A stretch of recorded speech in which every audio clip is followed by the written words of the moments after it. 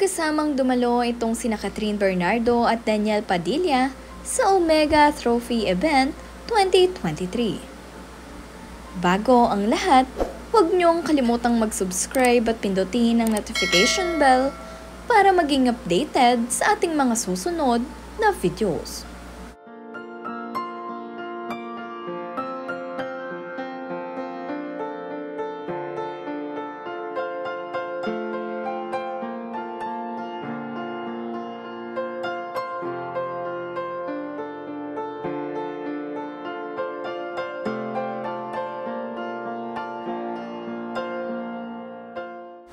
Matapos ngang pumutok ang issue na hiwalay na itong sina Catherine Bernardo at Daniel Padilla, ay narito at magkasama nga silang dumalo ngayon sa Omega event. At kasama nga nila itong si Tita Marilyn. Kaya naman napakasaya ng mga Katniel fans nang makita ang kanilang mga idol na magkasama ngayong araw. Usap-usapan nga kasi ngayon sa mga social media accounts na hiwalay na ang Katniel. Kaya naman ang ilan ay naguguluhan at talaga bang totoo ang hiwalayan ito. Dahil marami ngayon ang kumakalat na fake news.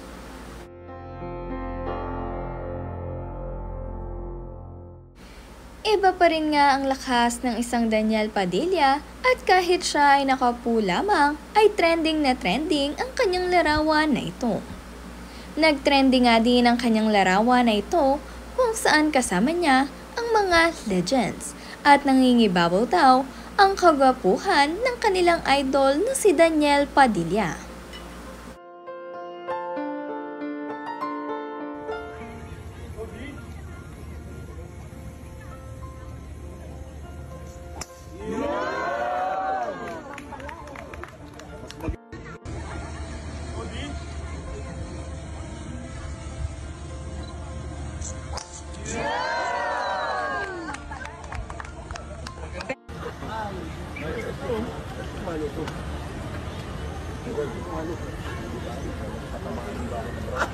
Oh!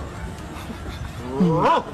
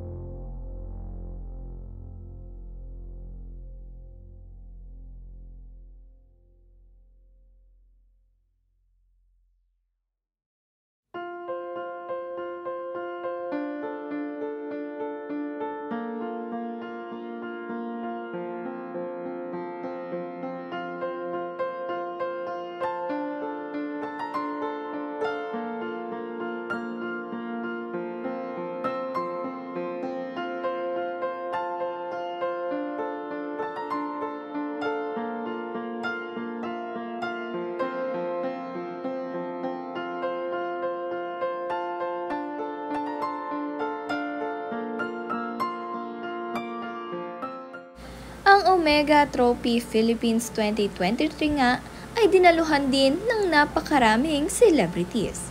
Hindi lamang itong sina Catherine, Daniel, Maha at Rambo ang nandirito dahil nandirito din itong sina Sanjo Maruto, L.A. Tenorio, Jelly de Belen, John Estrada at iba't iba pang mga sikat na celebrities.